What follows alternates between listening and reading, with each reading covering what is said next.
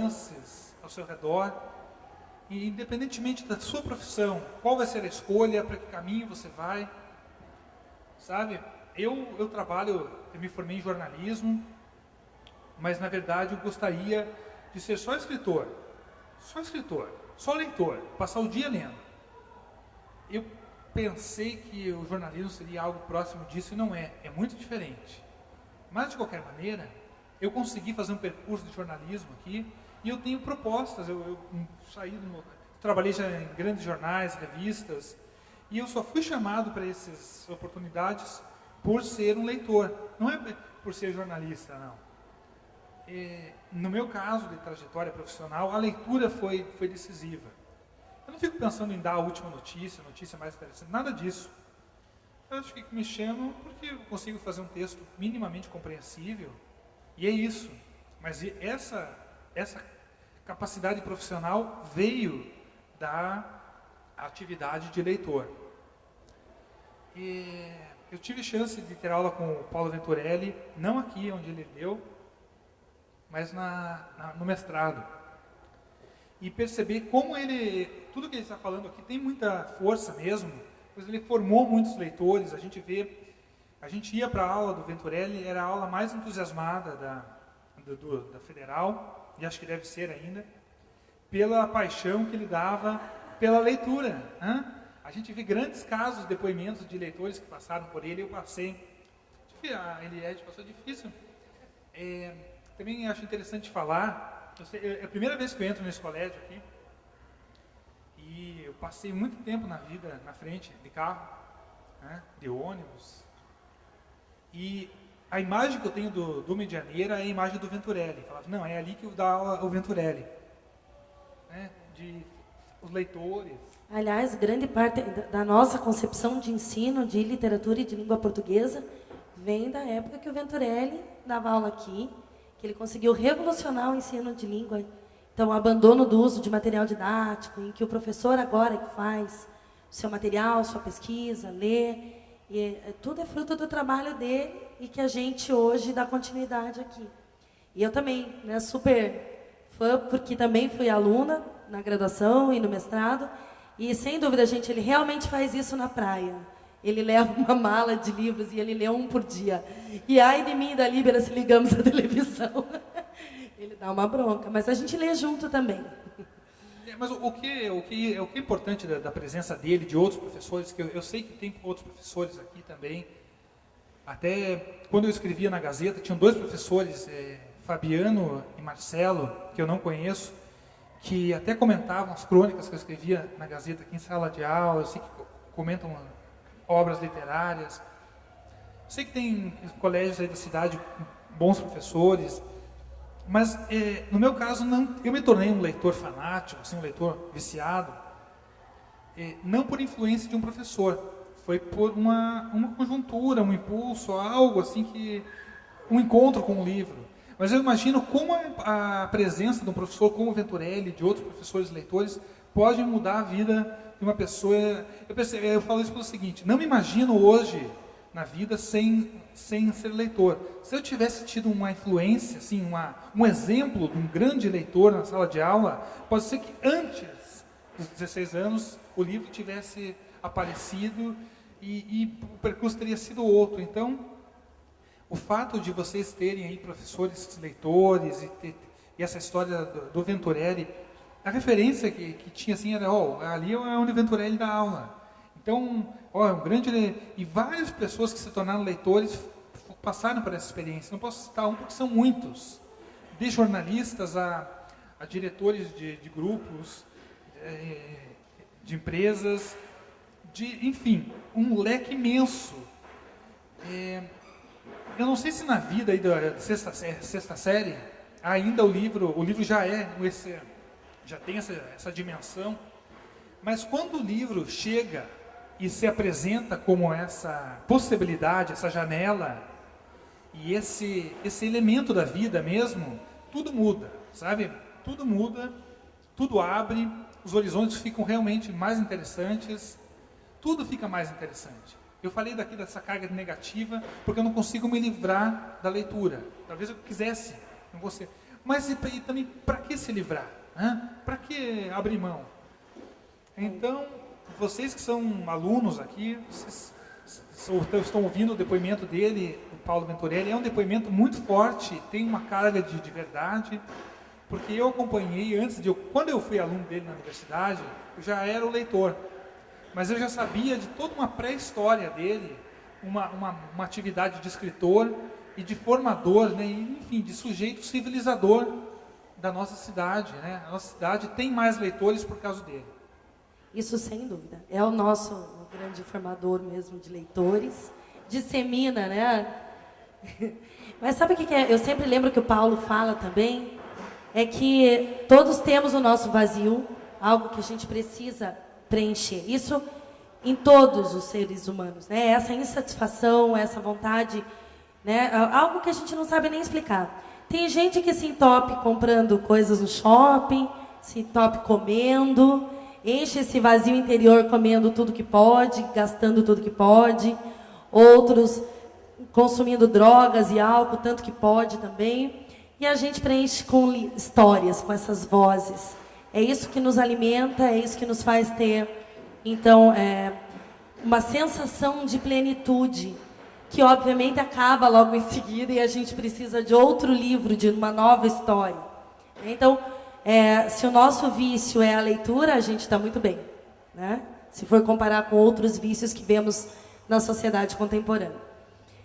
Eu queria só pegar esse engate de pensar o outro e essas outras vozes na nossa vida, e o Paulo Venturelli é, sem dúvida, uma voz que fica na nossa cabeça, não só pela obra literária dele, mas também dele enquanto professor, formador de opinião, formador de grandes leitores também.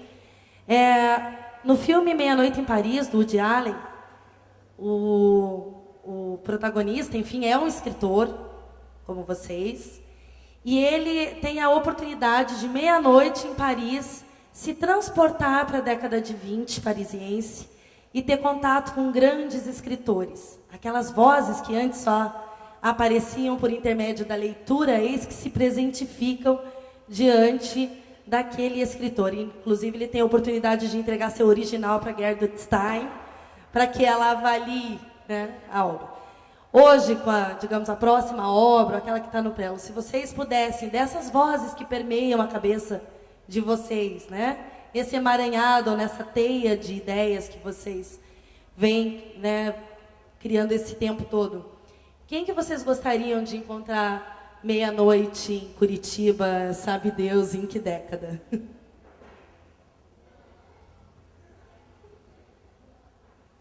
Eu acho que ninguém.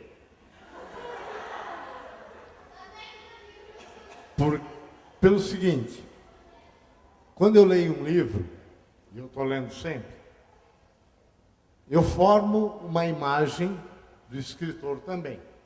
Claro que no livro tem fotografia, eu posso ir no Google, eu posso ver uma entrevista dele na TV educativa, mas independente disso, independente da pessoa física, daquela coisa andante, como qualquer coisa andante que nós somos, eu formo uma imagem desse escritor. E essa imagem nunca bate com o escritor real. Toda vez que eu conheci grandes escritores que eu tinha na minha cabeça, eu encontrei homens medíocres, narcisistas, estrelosos, se achando os tais, e acabei me decepcionando. Então eu prefiro não encontrar ninguém dessas personagens que eu formo na minha cabeça e que eu amo com paixão. Olha, eu trabalhei, né, com 10 anos escrevendo resenha, comentários de livros e entrevistando escritores brasileiros, contemporâneos. Então eu tenho a mesma resposta do Paulo. Também não... prefiro fazer outra coisa.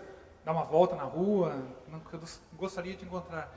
E em relação a mostrar o original, não sei se com o Paulo acontece isso, quando saiu meu primeiro livro, eu fiquei 6 meses depois sem conseguir olhar para ele. sei se era vergonha, o que foi. Eu demorei muito para olhar para o meu livro. Então, quando saiu o primeiro, agora eu consigo olhar. Eu demorei para abrir também. Eu não sei se eu gostaria de ver o original, sabe? É interessante saber que ele saiu, mas já vou para o próximo, escrever o próximo. E encontrar os famosos, assim, esses muito famosos, eu não sei. As entrevistas que eu fiz mais interessantes foram com os não famosos, sabe? Os com muita popularidade, não sei se eles se transformam em sujeitos delirantes, mas é isso também. Você vê, às vezes a gente pensa assim nos grandes nomes, vamos ler os grandes autores, estou falando dos vivos, né? Os que vendem o livro. Os mais famosos, é meio ilusório isso, se a gente for olhar essas listas desses prêmios, todas essas listas, nem sempre corresponde a experiências, leituras interessantes, né? Então, por isso eu convido a todos que ainda não leram, quando vocês tiverem oportunidade, seja de comprar um livro, ou de emprestar na biblioteca, optar pelo Paulo Venturelli. Tem lá a lista dos 10 mais, esqueçam os 10 mais. Aquilo lá são os 10 maiores equívocos. E vocês podem ler, o Venturelli já tem uma obra considerável, que qualquer livro dele é interessante, né? Pode também ler o livro do César, ali que organizou, Pequena Biografia dos Desejos, também muito interessante, uma experiência diferente. Se eu pudesse me encontrar, meia-noite em Curitiba, eu marcaria um encontro num restaurante com o Paulo Venturelli e com o César. Muito mais interessante do que outras personalidades. Mas eu já estou encontrando às 10 da manhã aqui. Então eu realizei o meu sonho, né, do encontro. E realizo em algumas outras ocasiões com eles. A gente tem um time muito interessante aqui em Curitiba de escritores. Um time magnífico. Um time de Acionária Souza, Luci Colim, Paulo Sandrini, Paulo Venturelli, o Newton César aqui, né? E outros tantos. E tivemos já o Jamil Snege, o Wilson Bueno, Caran, enfim. Às vezes a gente pensa nesse sonho de encontrar pessoas muito distantes, mas a gente vive num contexto com autores buscando, experimentando, buscando linguagens, experiências estéticas muito fortes ao nosso lado. E pela minha experiência de trabalhar em jornal, entrevistando personalidades, eu conheci muitos chatos, na verdade, personalidades chatos, inconvenientes, arrogantes, e prefiro o time, não é nem por provincianismo, nem por uma ação local, mas por abrir os olhos e ler, que muito próximo da gente, aqui em Curitiba, a gente tem um esquadrão, ou um time, um batalhão de grandes autores, sabe? É o meu convite a todos vocês que têm a oportunidade de ler, dar de presente autores curitibanos, sabe? Não é por uma ação paranista ou local, é porque a qualidade é muito alta e o nível é interessante. E essa iniciativa dessa festa de trazer vários nomes locais aqui não é apenas uma conjuntura de ter os autores muito próximos, também, mas muitos dos nomes que estão aqui, como o Paulo Venturelli, são de extrema qualidade.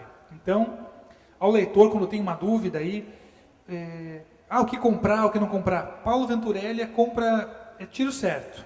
Vai lá, pode escolher qualquer título, é uma beleza. E o do César também, Pequena Biografia de Desejos, é uma escolha acertada. E o do Márcio, Renato dos Santos. Se todo mundo seguir o conselho, eu vou ficar rico. E era bem para isso que eu queria seguir mesmo, bem para isso que o Márcio chamou a atenção, porque no próprio filme, a reflexão é justamente essa. Não é necessário voltar para décadas anteriores para encontrar os grandes escritores. Nós temos os grandes escritores aqui, no nosso contexto, que pensam no nosso mundo. Tanto que em quinta série a gente trabalha com os livros do Paulo Venturelli, em sexta a Rosana dá continuidade no trabalho com a literatura paranaense também. E a ideia agora que eu queria que vocês... O Márcio já começou falando justamente dos nossos autores aqui curitibanos. E parece que agora a gente vive uma fase que a autofagia começa a dar uma trégua, né? Parece que os escritores curitibanos começam a não se boicotar, e ao contrário, realmente